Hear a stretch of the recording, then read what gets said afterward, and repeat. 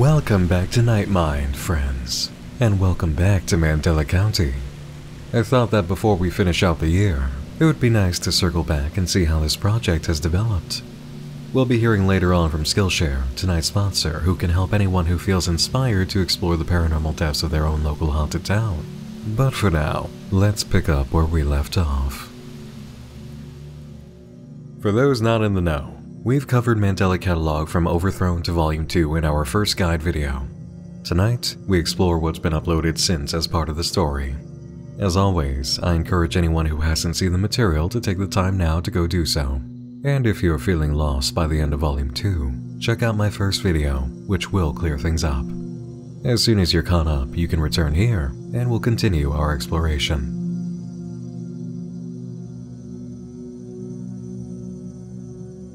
All set? Good. Let's get going. We've got a lot of ground to cover. The videos that followed Volume 2 were My Movie and Soccer Game 2009, both presented in Windows Movie Maker format. While ushering in new media styles on the channel, these also hint at continued alternate activity in Cesar Torres' old home, and perhaps another house. Or paranormal activity, period, as we've come to understand these may not all be alternates. The most shocking clip in the compilations of footage is from Soccer Game 2009, which interrupts the game to show a recording of what appears to be a person covered in a sheet floating outside the home. There one moment, gone the next. It's quiet, slow, unnerving, a new direction for Mandela Catalogue and a sort of palate cleanser. Then we get back into the meat of the series with Volume 333. You'll remember from our prior discussion that the number 3 is prominent in this story, and that theme definitely continues here. We open on a home we've seen before, the one in which a mother whose child disappeared put on a rope necklace out of grief. A police officer who first came to the scene fled, and the next to arrive placed a self-operating camera that took a photo every 5 minutes, soon revealing an anomaly. A note at the end reads, "The suspect shown in the evident images is completely unidentifiable at this time. The entire department has ruled out the possibility of it being an alternate. Said images will be sent to the higher-ups for further analysis." The evidence is reviewed by Lieutenant Davis. A phone call comes from inside the home, where children's toys are laying around next to a crib. A woman speaks to her estranged husband and father of her child. We see divorce papers that outline who we're listening to. Lynn and Jude Murray, divorced as of 8/29/92, who have one child. The last name Murray refers to Adam Murray, seen in Volume 2, a member of the Bythorn Paranormal Society. The baby Adam is crying all the time, and Lynn wants Jude to come over and see if he can help her. After an intro sequence, we're presented with another event from 1992. The promotion of Sergeant Ruth Weaver and Lieutenant Thatcher Davis of the Mandela County Police Department. Lieutenant Davis, we already know, will be the officer who reviews the evidence for the tragedy in the Murray home, which is now clearly about Lynn, who seemingly lost Adam for a moment to the intruder. Lieutenant Davis has also appeared once before. The video exhibition as the officer who collected Mark Heathcliff's camcorder following his death and made notes about Mark's behavior according to the footage. Speaking of Mark, guess what comes next in Volume 3? A phone call from a woman who seems like a school secretary, asking for someone to check in on Mark, and the voice sounds a lot like the one who taunted him inside his home after an alternate followed him from Caesars. Sounds a lot like another setup designed to reveal another victim. And that's exactly what happens. Lieutenant Davis investigates, finds Mark's body just as we remember it, and we receive his birth to death dates. He died on September 21st, 1992. That means he spent at least a week indoors being taunted by the alternate witness in the exhibition upload. A cassette player and journal are recovered from the scene along with Mark's camera. The journal, titled Reassurances, was underneath a Bible. Caesar's prints are found on the doorknob. Mark's are found on the collected evidence. The recordings shown aren't anything of note for us, just more confirmation of the alternate haunting him. The journal is filled with Mark's appeals to God to save him and for someone to come rescue him. As we've seen, nobody came, and Mark's final message is, "My eyes are wide open." An alternate report for Cesar Torres goes up by MCPD. The next segment has a surprising opening. Murray versus unknown party altercation evidence. We open with Dave Lee of the company Mandela Tech leaving a voice note for Lieutenant Davis. He's provided about 2 minutes of recovered footage from a defective videotape, The Might of the Subconscious. If you've seen this segment in Volume 3, you know how effective it is. In our prior video about Mandela Catalogue, we discussed that the nature of the scares were largely ineffective. The work succeeded more in creating dread, that slow, atmospheric buildup of something not quite right or a threat that was coming. Mounting terror and goosebump-generating moments evoking dread were Alex Kister's strengths. And you know what? I think this segment, with Stanley, demonstrates his understanding of that strength, and he's playing it now with precision. He knows exactly what he's doing here, tuning you up with something so simple, so inoffensive, yet so creepy and with a quiet undertone of danger, which turns into malice for those of us who already understand that alternates use media to gain power and wreak hell on the minds of victims. This is such an effective sequence, made even stronger by working us up with a visual and then taking it away while keeping the voice going, and hearing it tell us to go find a new friend inside the house. Then we hear the phone call to Lieutenant Davis from Jude Murray. He's reporting an intruder and he thinks his wife is hurt. From his description of the intruder, it doesn't seem to be an alternate, which makes things so much worse. Did we hear this call after the tape because Jude was listening to it? Is the intruder in the house the imaginary friend? Was it all just a method of letting alternates or similar monsters into this reality? Davis contacts Ruth Weaver, a fellow officer, who says she's already picked up a call to respond. Davis tries to get Jude to give his address, but his line is silent. Going back to Weaver, Davis finds she needs backup. The officer who was already there fled. This is in line with what we know of the incident when it was first described to us. A series of photos follow that we recognize. The automated camera results. Strangely, Davis notes that nothing of interest came out of the setup, which doesn't seem right. We know that the anomaly was seen during intruder alert.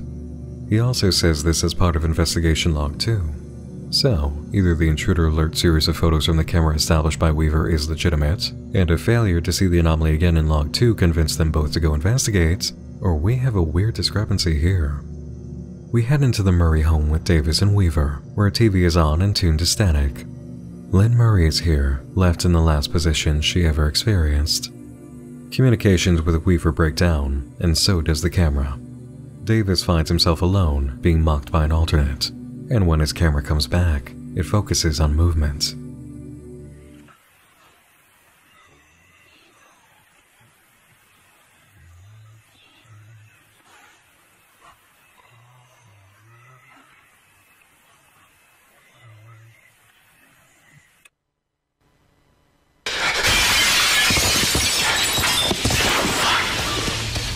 If you're still in there, I'm gonna find help, okay? Just meet me at the station. In a panic, Davis ran from the house, breaking through a window to escape after witnessing yet another effective scare moment that shows how Alex Kister is growing as a creator.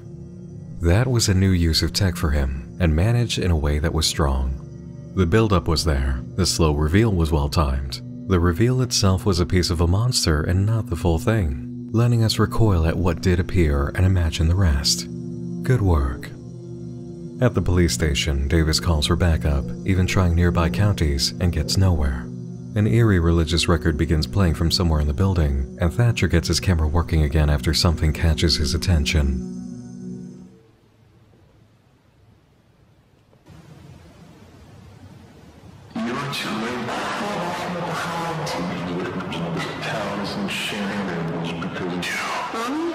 Wanna meet my best friend? He likes to hide, but he wants to meet you. I want to play with the man in the TV. Stop or I'll shoot! I said stay back!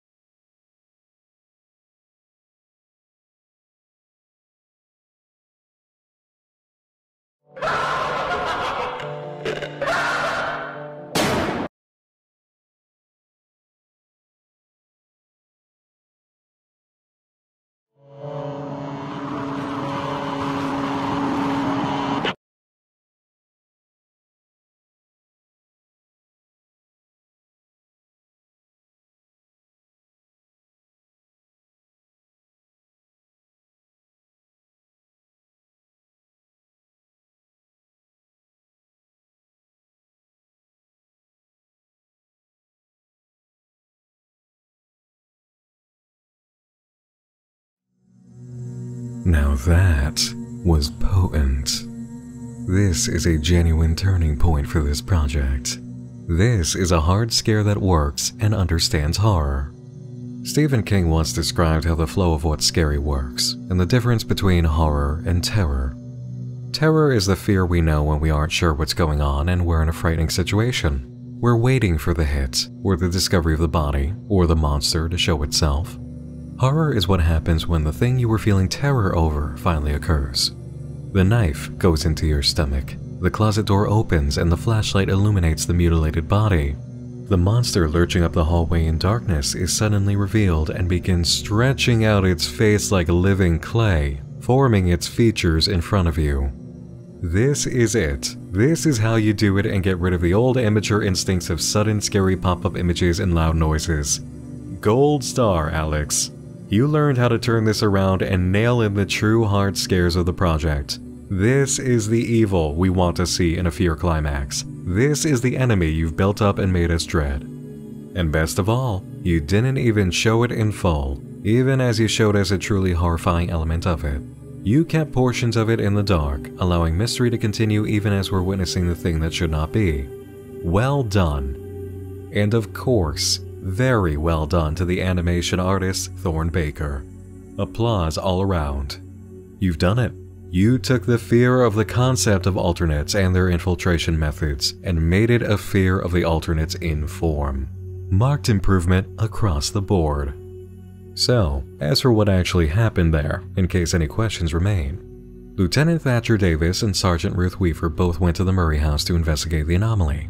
Inside, communications broke down between the two, and when this thing started creeping around a corner, it scared Davis off, who radioed to Weaver that if she's still in there, he'll send help, and to meet him at the police station. At the police station, Davis called everyone for help and got no backup, but the monster from the Murray house remembered what he said. So after it finished killing Ruth, it came for him at the station, showcasing abilities we didn't even know they had, and it tried to attack him in the hallway.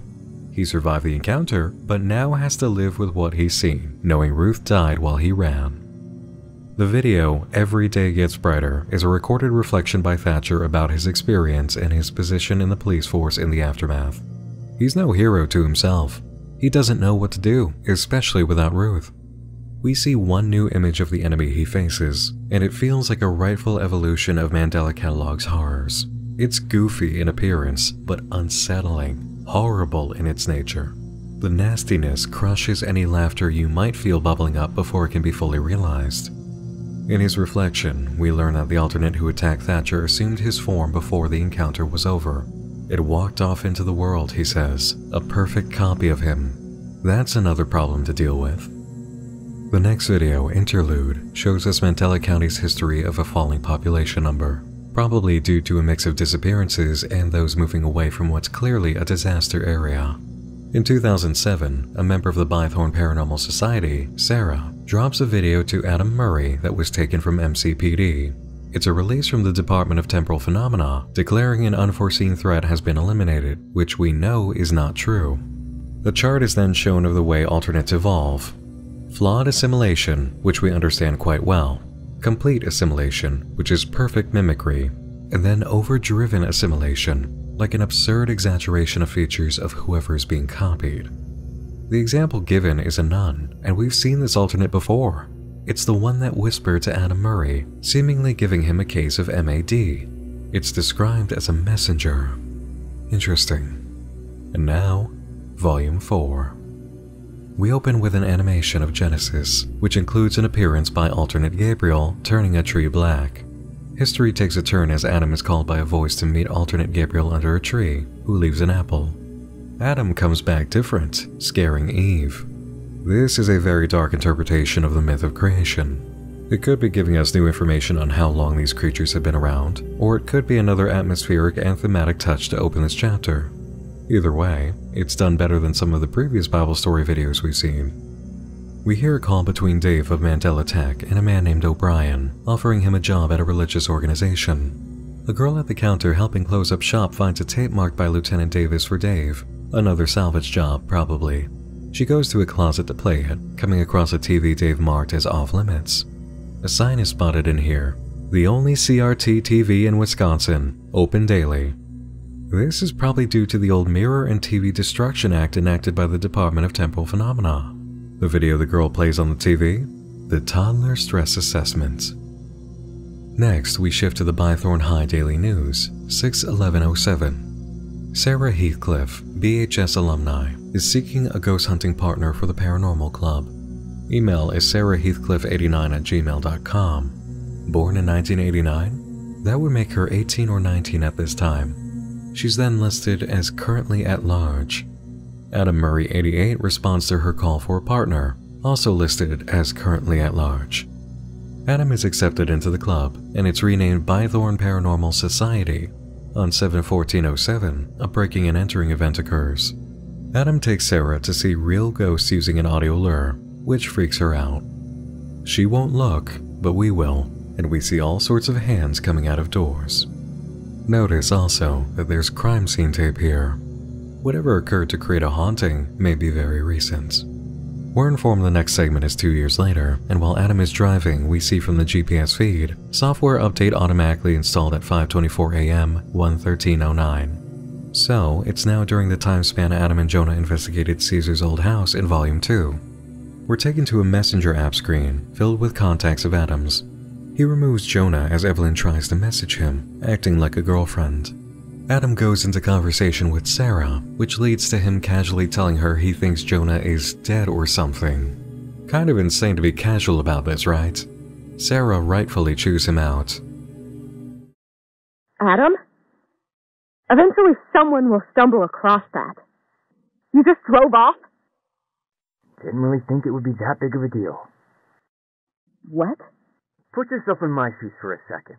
I just got done walking for miles in the cold, alright? Would you expect me not to take the car? What the hell has gotten into you? Adam. Got some killer footage, though. I don't give a shit about the footage until you sort yourself out. Crazy how I feel more sympathy towards someone I hardly knew than you. He was your best friend. No, he wasn't my best friend. I was his best friend.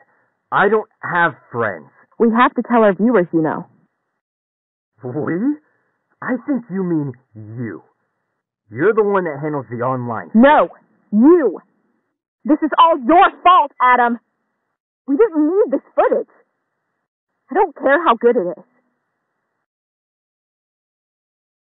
Why don't you make a memorial video for the only person that ever cared about you?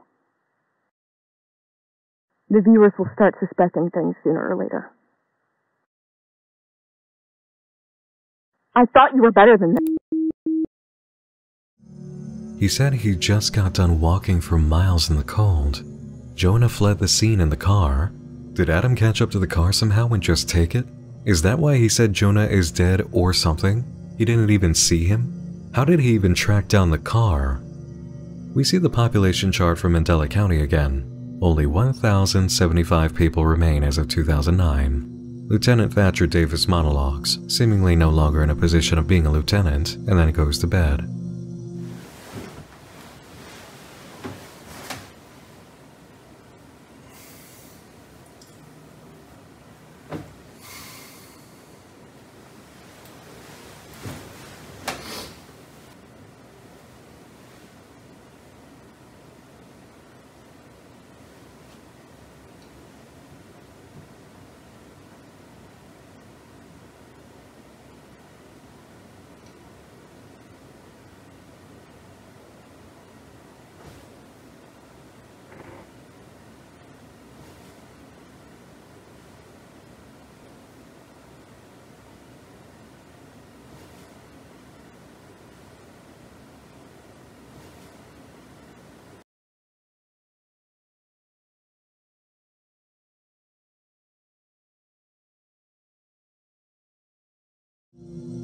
Remember how good the last monster sequence with Davis was? This beats it. This was genuinely so unnerving, so quietly horrifying. Root's alternate haunting him from the doorway like this, cast in shadow, so believable. This is gold. I have nothing more to say on this. The sequence truly does speak for itself. Dave returns to the narrative, conducting a conversation with Evelyn, who was the girl working at Mandela Tech. She was the one who used the videotape in the store and broke up with Adam. Dave informs her that he'll put in a good word for her with Davis so she can still pick up a new job. He hangs up with Evelyn, then calls the man who spoke earlier, O'Brien, accepting his offer. Speaking of Davis, the next sequence is another incredible, spine-chilling moment. We seem to relive the moment the alternate at the police station assumed Thatcher's form and voice, watching as it called off the backup and then taunted Davis for his failure. It's a hideous replication, perfect but alien, and its grin of pride and joy in tricking the potential responding officers in front of Davis is a powerful moment. We fall back to Davis in his self-imposed isolation. He's watching the tape of the night that he and Ruth were promoted and once again monologuing, but this is the single most effective, believable, and impactful moment of acting Mandela Catalogue has given us so far. I will not mince words here. This actor is entirely too young for the character he's supposed to be portraying, but his voice and his performance are top-notch. I believe him. It's not melodramatic, it's just enough. This is tough material to deliver with believability, but Thorne Baker has what it takes and should be proud of this recording. I would put that on a voiceover reel, Thorne. I genuinely would. You single-handedly elevated the quality of this project with that monologue. Put that in a reel. After Davis's moment at home, we shift to Sarah's side of the Messenger app. She finally gets the memorial video out of Adam, and as you expect, it's haunted, featuring a guest appearance by Evelyn Miller, who we just put a face to. He was always the nicest guy up until he started the investigations of Jonah. I never believed in that kind of stuff. He always came across as a skeptic, sort of just more surprised than anything. There was always something going on with him, but he just never told me. We got into a big fight over it, and he just told me some awful, terrible things that I just wish he had never told me. I never said that. It's messing with my words.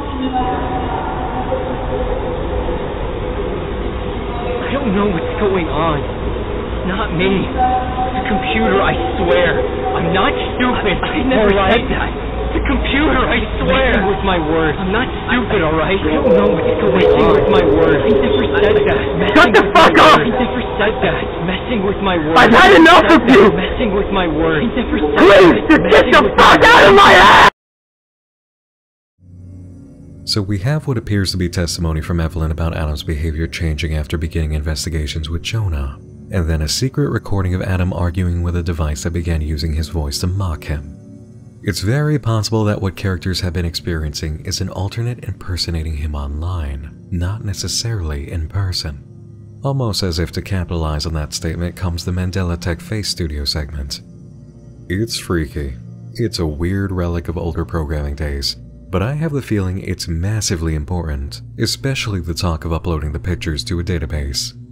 This, right here, is entirely too open to misuse by alternates or whatever force aligned with them is operating through tech.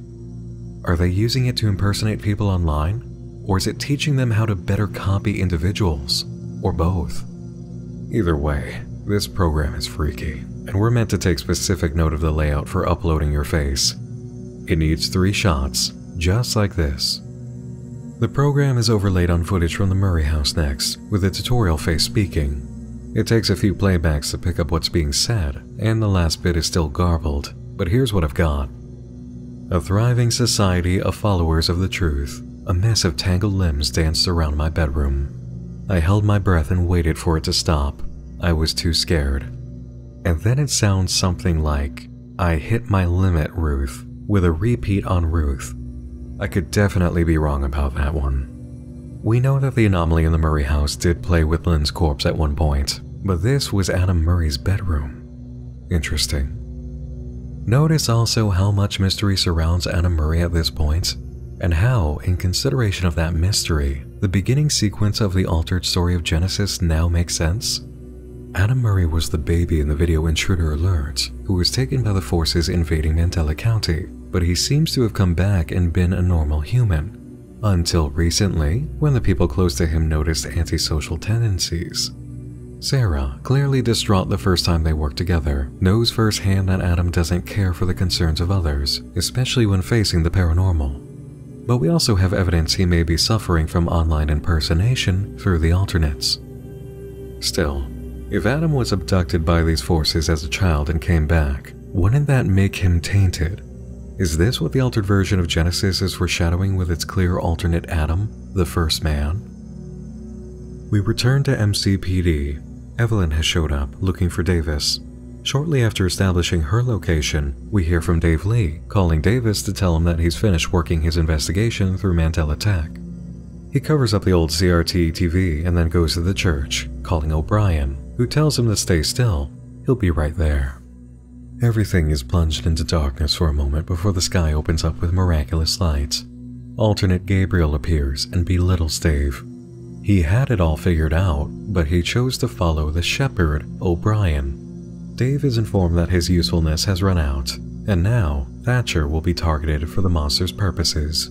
Alternate Gabriel strikes down Dave, and he's left bleeding from the eyes, presumably dead.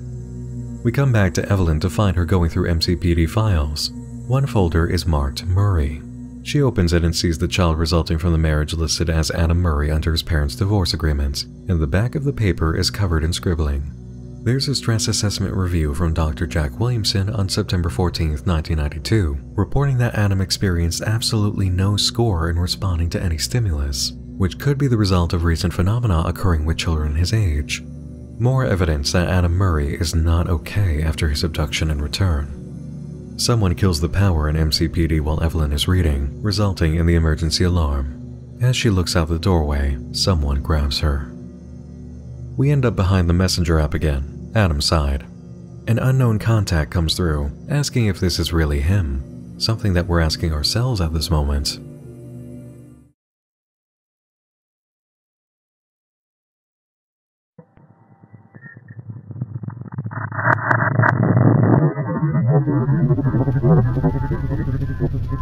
The flicker of the TV illuminated his bedroom, drowning out the darkness with his favorite programs. Do you remember how we became friends? The light scared off all monsters. It kept him safe. Do you remember my face? With contorted flesh and broken bones, I made myself known. Do you remember my touch? I cradled him in my arms, my sweet boy. I took him away. Do you remember that night, Murray? When you stare into the mirror, you see the same monsters from your bedroom, don't you? Your skin is not your own. You're not the real you.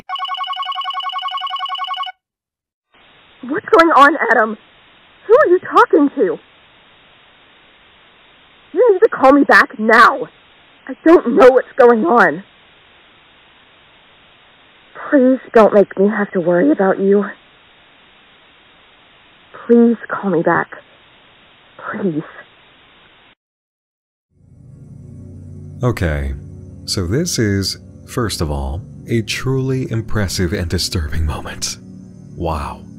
You can watch his facial features contort, melt, his wayward eyeball rotating and then disappearing somewhere inside his skull, leaving another empty socket.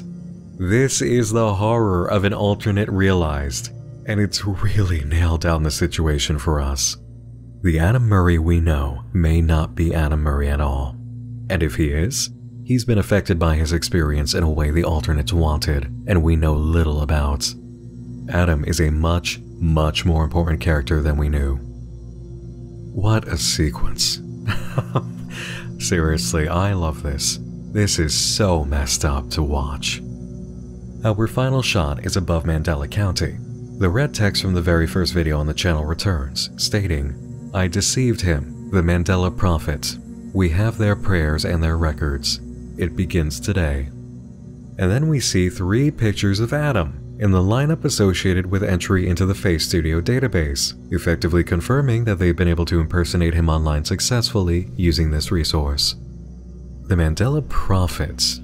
That's either O'Brien or Dave, though having their prayers and their records suggests that O'Brien is for prayers and Dave is for records. As for what begins on that day, the end, I suppose. There are matters left unchecked.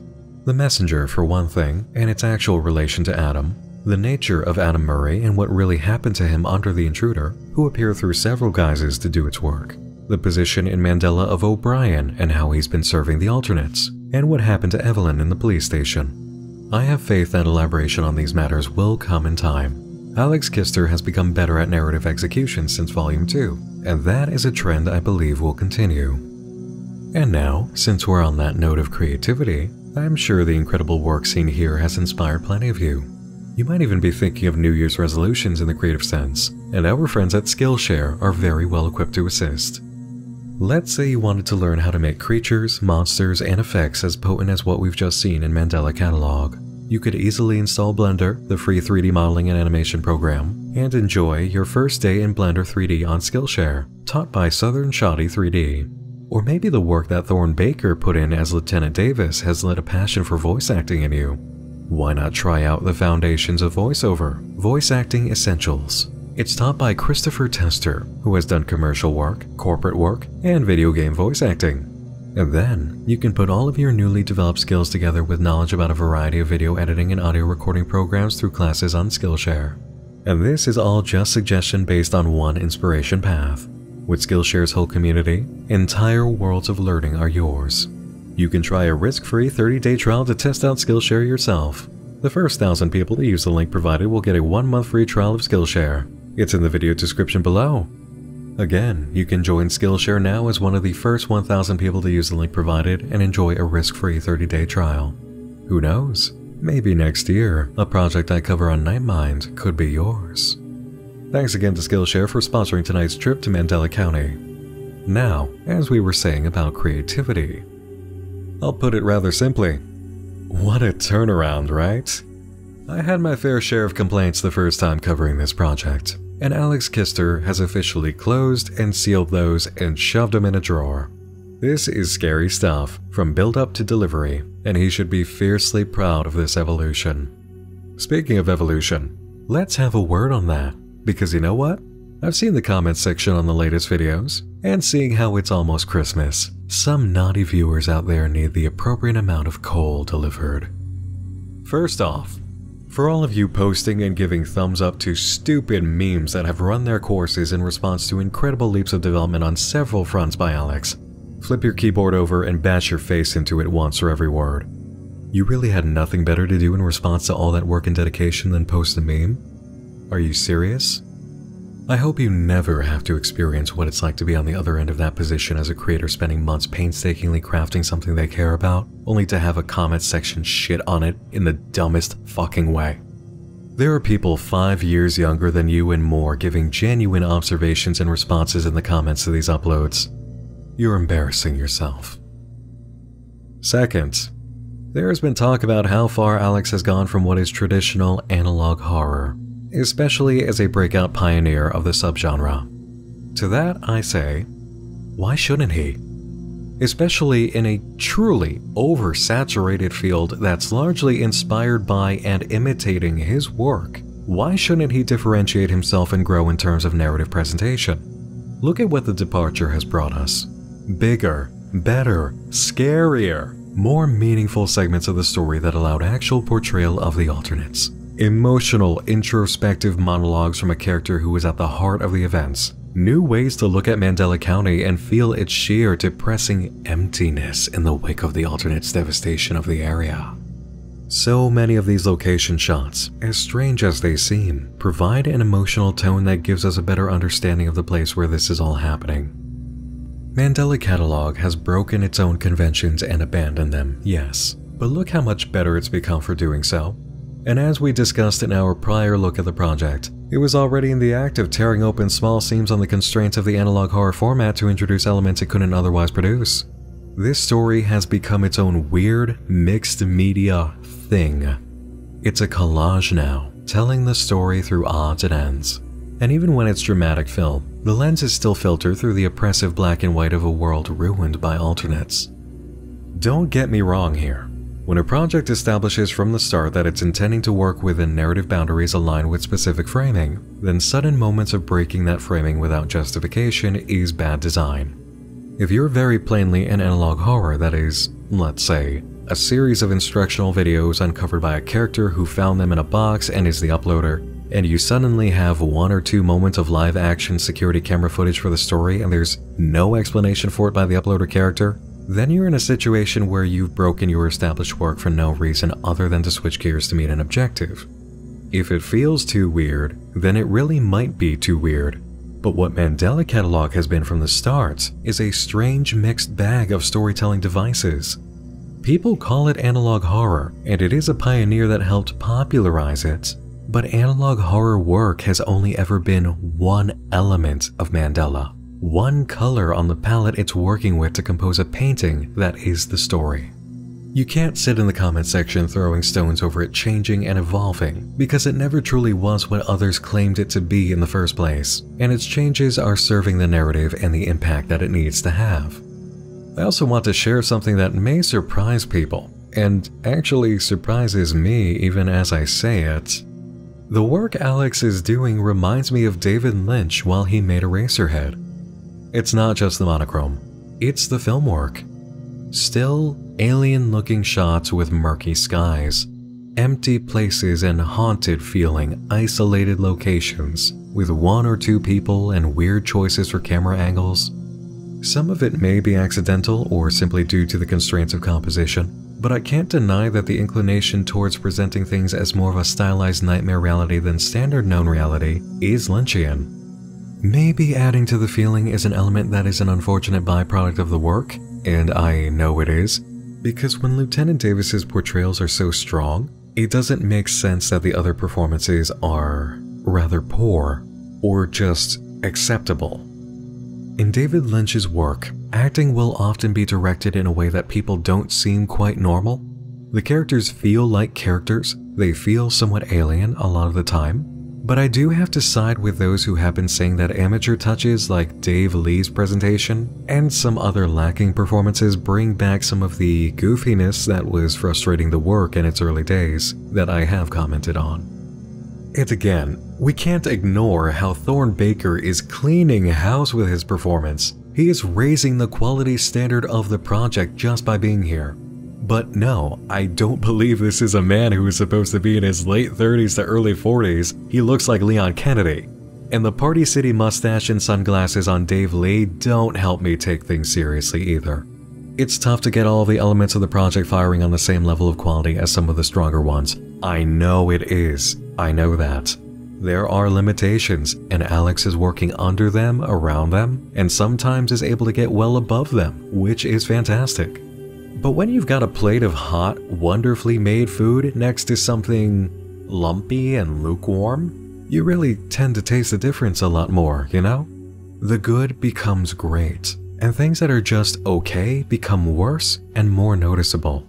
They don't take away from the victories, but in the light of your victories, lesser efforts will always stand out. That's the hard part of evolving. The better you get, the more you need to pick up the other components to keep them from falling behind. Altogether though, it makes me proud to see how much Mandela Catalogue has grown. There are so many improvements, and the future is bright. It makes me genuinely happy to be able to provide this kind of update where I have so many things to praise and obvious improvement to celebrate. I feel privileged to be able to close out this year on this note. I do. I'm proud to say that. Thank you to Alex Kister for making Mandela Catalogue. Thanks to all of his contributors. Thanks to Skillshare for sponsoring this video. Thanks to all of you for watching. And thanks to my supporters on Patreon, who would never settle for an alternate of me. Right? Right? I'm just gonna trust you guys on that one. If you'd like to support Nightmind, you can do so for as little as just $2 a month, which gets your name in the credits of all major videos and allows you into the Patreon community with our Discord. This also supports the Nightmind Index for new and emerging unfiction projects. And if you can't do Patreon, you might have noticed the new thanks button below my videos. You can donate a personal thanks to me directly this way, and your comment will show up with a special tag. So, if you enjoy what I do or particularly enjoy this episode and want to say thanks that way, you can do so. I greatly appreciate it. Thanks for joining me in the dark again this evening. Once more, I'm Nick Nocturne, and I'll be seeing you again real soon. Be wary of anyone you know who has something a little different about their appearance lately that you can't quite put a finger on. And sleep tight.